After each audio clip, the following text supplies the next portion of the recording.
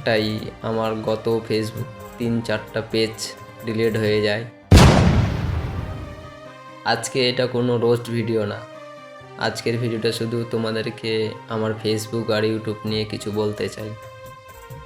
কারণ একটাই, আমার গত ফেসবুক 3-4টা পেজ ডিলিট হয়ে যায়।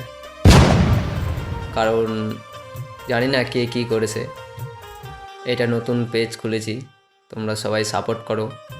আর যারা আমাদের ভিডিও এখনও দেখোনি তারা গিয়ে আমার ভিডিও দেখে আসো, ভালো লাগলে তবেই ফলো করবে।